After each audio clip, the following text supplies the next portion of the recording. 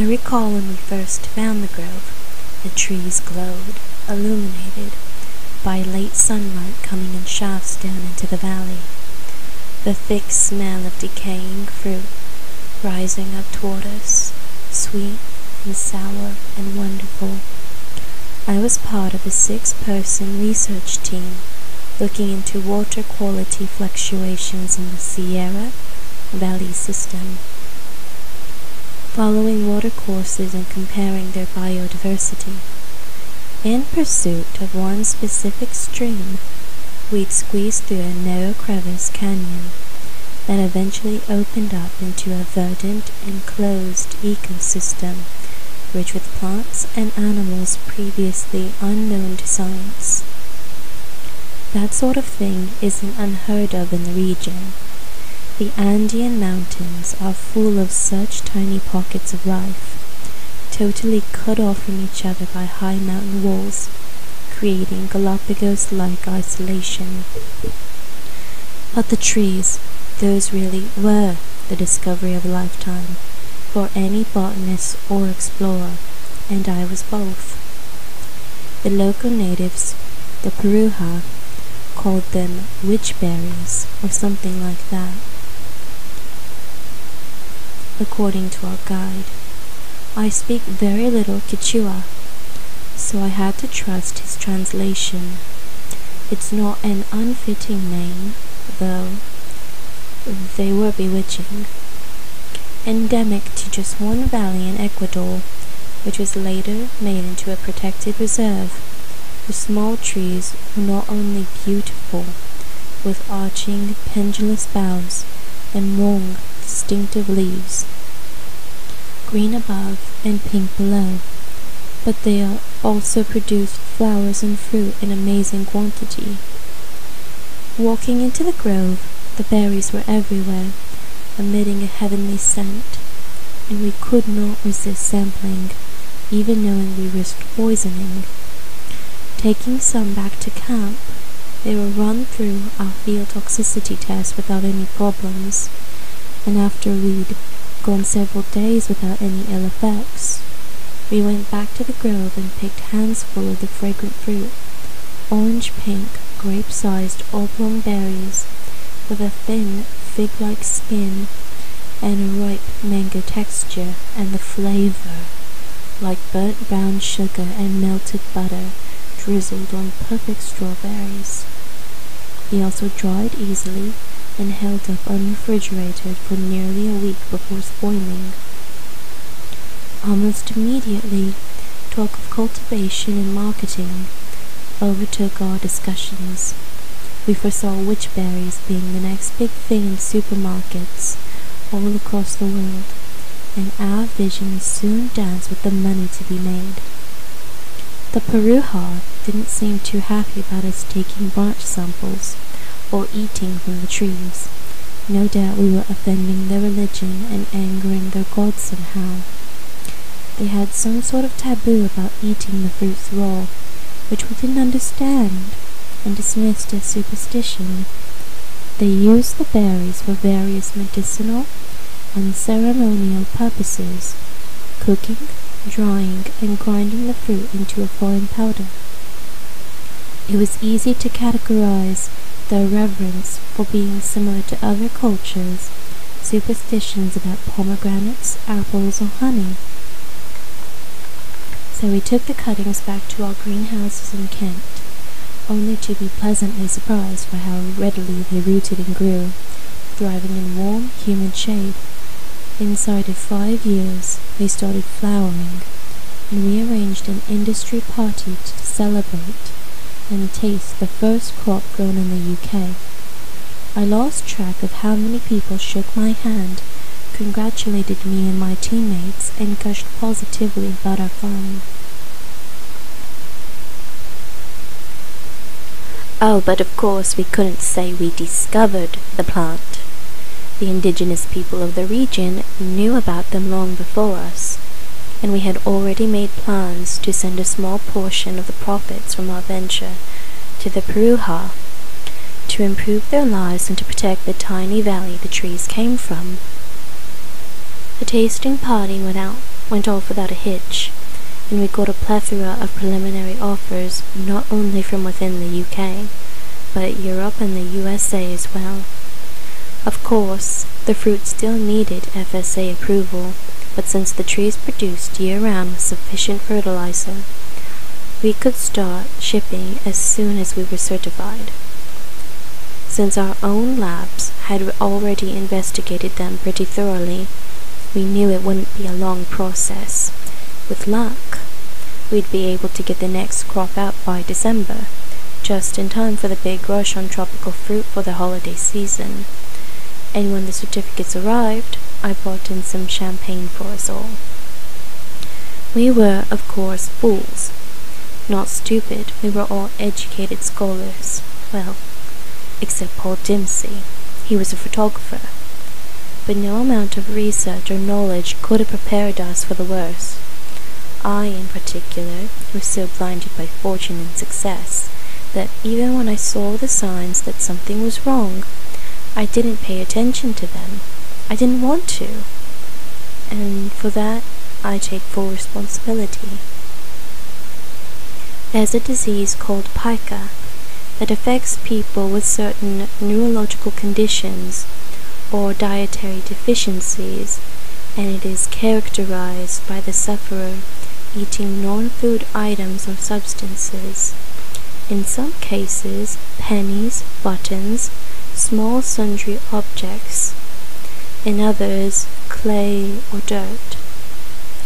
It was the latter that I caught Nick Blessed up to in the greenhouse, perhaps 3 days after we'd packed our first shipment and kissed it goodbye.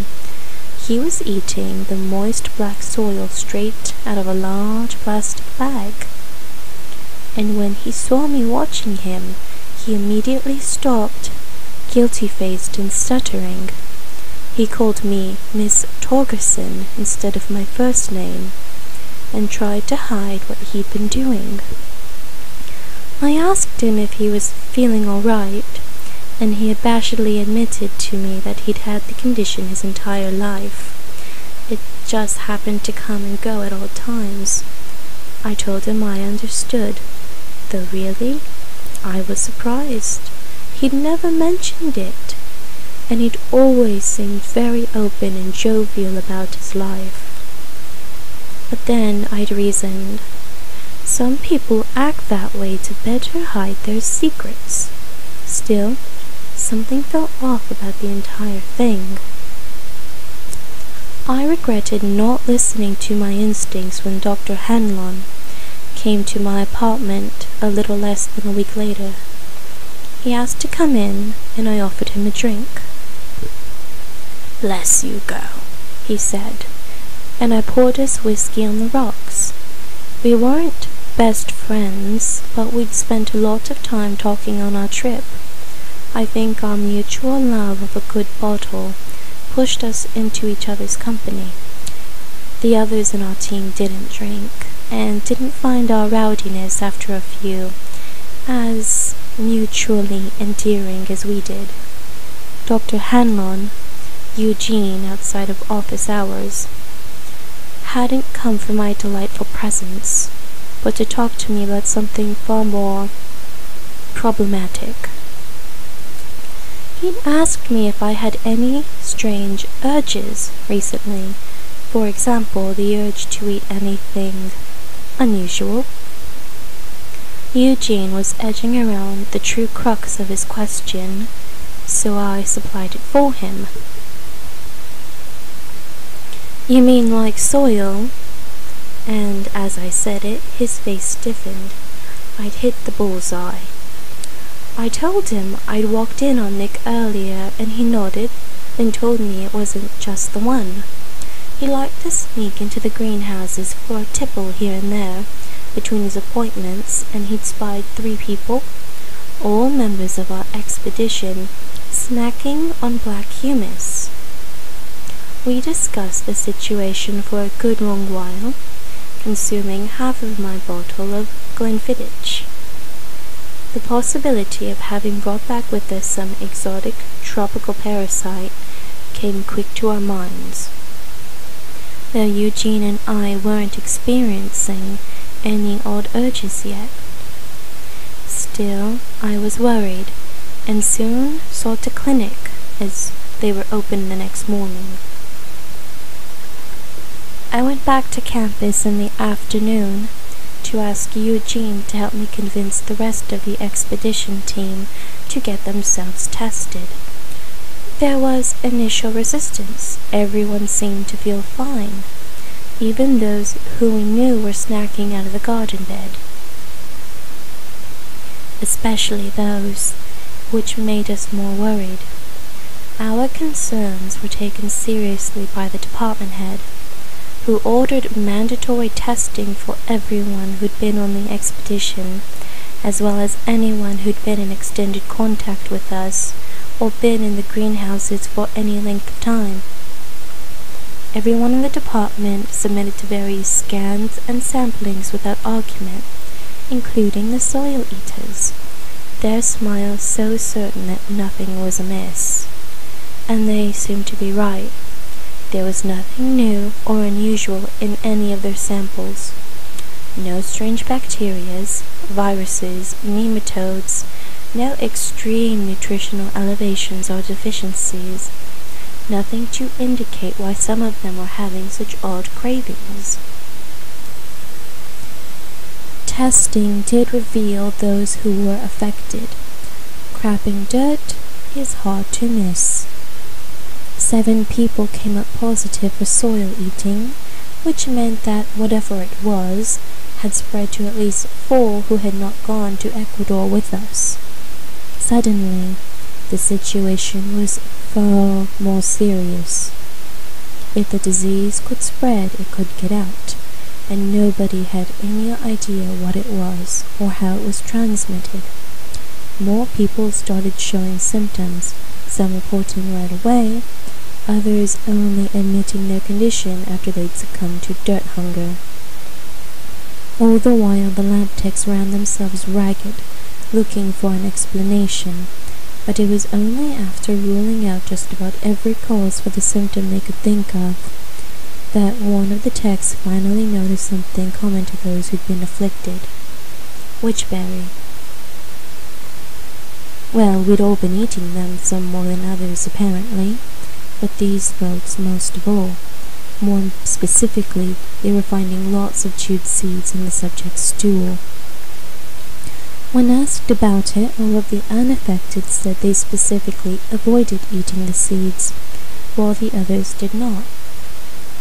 So we had an obvious suspect, but we'd waited too long before looking at the fruit. Hundreds of pounds had already been shipped all around the world, and while we could shut down the farm and stop production, a recall and the potential panic it could cause seemed unreasonable. If we could just figure out how to mitigate the effects, maybe the situation could be salvaged. And then the symptoms just went away. The dirt eaters' cravings evaporated after a few days after they stopped eating the fruit, starting with those who developed them first. They'd experienced some mild withdrawal symptoms, but it seemed the problem had resolved itself. Still, we had a lot of work on our hands, and it was just the seeds that was the problem. We could deal with that. All was not yet lost. So we halted shipping and, on advisement of our legal department, sent out a statement advising people not to eat the seeds, or if they had already been eating seeds, to stop doing so. Arrangements were coming along nicely to buy a modified olive pitting machine that would target and eliminate the problem area. A lot of our profits were going down the crapper, since cut fruit wasn't as shelf-stable, and we needed special packaging to keep it from spoiling. But some income was still better than none, or none in a legal fiasco. Looking back, I would have taken that legal fiasco happily. Dr. Godor had been transferred to another office, so I didn't hear about him right away. He'd been depressed since the PICA incident, and talked about quitting, but it was still strange that he'd just disappear. A police detective came by to ask us a few questions, but I got the impression he wasn't very optimistic. 2 weeks later, another member of the expedition team went missing. She just didn't show up one morning. The same detective came back around, but didn't seem to remember having talked to me before. He just gave the impression of general disinterest in the case. There was a lot of PICA talk in the department.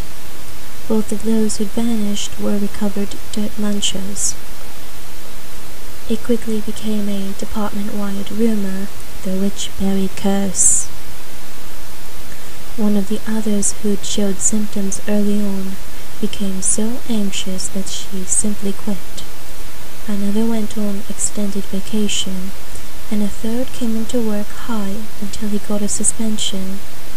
I never heard from any of them again. It was fall when I received a letter on my desk. I opened it to find a complaint from the Resource Management Office, upset that our department was using a greenhouse unit we hadn't requisitioned or been granted the use of, and that if we didn't move the new plantlings, they would be destroyed. New plantlings? I called Eugene Hanlon first, and then Maggie Hirschbaum, and they were the only people who might use the greenhouses for personal subjects, though even then, they'd have needed to apply for them with resource management. Neither of them admitted to knowing anything about it. I asked them to meet me at the unit mentioned in the letter, curious and slightly irritated about what was going on. I'd rarely even been in that unit, since it was out on the end row, a long way from our crops. Even if I felt like putting anything in, there was no logical reason to do it out there. After work, I hiked up to the last row of greenhouses in a grey drizzle. Maggie was already there when I arrived, and Eugene made it only a few minutes later. The unit in question was unlit, and I flipped the switch so my companions could read the letter. They agreed it was odd, but sometimes our students got odd ideas for projects, and they're notorious for failing to follow procedure with some of these things. As promised, there were a number of seedlings growing in one of the plots. They were perhaps 7 or 8 inches tall, representing a couple weeks' growth, healthy and robust despite being in an unheated, unlit unit. They had the elegant pink and green leaves of witchberry. Maybe there's someone trying to selectively breed them. Eugene rubbed a leaf. Make them hardier. Noble, but misguided. I noted a spade left on the floor in the aisle and picked it up. We'll need to move them. Maggie, could you get a pallet? I remember pushing the spade into the soft, loose soil around the seedlings, working down and pulling up. I remember the rip of fabric, and when I lifted the spade, the dull sound of dirty brown bones coming up all tangled with the roots. I didn't recognize what I was seeing until I looked closer down into the hole I'd made and saw a human jawbone with still white teeth shining out of the dark, loamy earth. I think I went into shock at that point, since I don't really recall much else of that night, and had to be filled in later by Maggie. Within an hour, the police had swarmed the greenhouses. Eugene, Maggie, and I were taken to a hotel and questioned repeatedly. I was in a daze, Maggie told me, and not very responsive. Forensic specialists dug up all the greenhouse plots with any sign of recent soil disturbance, including the original crop trees, which were moved into a storage facility in plastic tubs. The bones I had found had been those of Paul Dempsey, who had actually been the first of our expedition to go missing, but he wasn't an employee of the university, having been hired on contract, and he lived alone. I hadn't even known he'd been absent. 5 corpses were found inside the greenhouses, and 3 more in the woods nearby, each one indicated by a small cluster of pink and green saplings. Evidence suggested that the deceased had actually buried themselves, sometimes using their bare hands to dig a hole big enough to lay in, and then pull the freshly turned earth back in over their own bodies. Of course, not everyone who'd eaten the seeds ended up in self-made graves. A couple were found decaying in their beds, with sprouts attempting to grow through the blankets. Others were still alive, but now experiencing fatigue and abdominal heaviness, and a good percentage showed no symptoms at all, regardless of how much of the fruit they'd eaten. CT scanning revealed what later tests and x-rays had missed. Some of the seeds, swallowed whole, had implanted themselves into the victim's intestinal walls and germinated there. Invisible to the immune system, they'd quietly spread soft, fine roots all through the bodies of their human hosts, feeding and storing energy until they were ready to progress to the next stage. Somehow, the plants made their hosts want to bury themselves, their corpses providing fertilizer for the fast-growing trees. Efforts were made to remove the parasitic plants from the still-living victims, but the surgery proved more deadly than the parasites, and worse, new cases of soil-eating pica were starting to emerge in every place we'd shipped the damned berries. A full recall was ordered, the fruit gathered and destroyed, but there was little way of knowing how many people ignored the recall or had already been infected. Eugene and I went to be more thoroughly scanned, and again, we came up clean. We went for a few drinks to celebrate our one small mercy and talked about the future. We were pretty certain the entire department was going to be scrapped.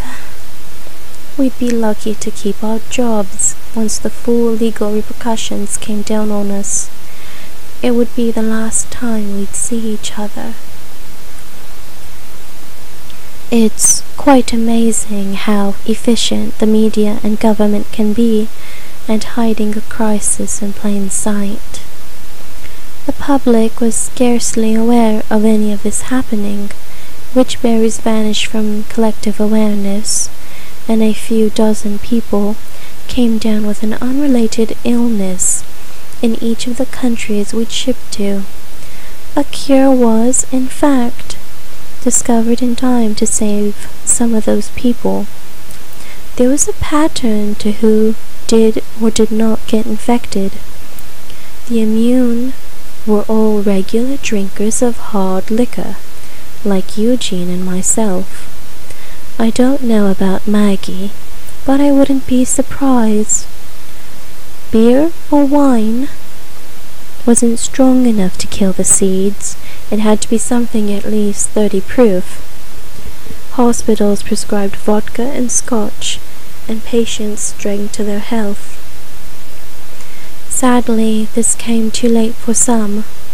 Once they'd passed the pica stage, the growth in their bodies became resistant to treatment, or, even if they did manage to kill the parasite, the damage it had done to the host organs by that point was often irreversible and terminal. Some waited too long, or simply did not or could not seek medical treatment. This included a lot of people in the United States who lacked any form of medical coverage. For those who got such a prognosis, suicide was vastly preferred over letting nature take its course. But the numbers didn't make much of a blip on the world radar. People kill themselves all the time. Witch berries are now illegal, though I'm certain there's a black market supplied by backyard growers. The cure for infection is now well-known folklore, and new cases of dirt-eating pica are rare. I've moved on. I don't work at the university anymore. I rarely travel, and I prefer meat and bread over greens.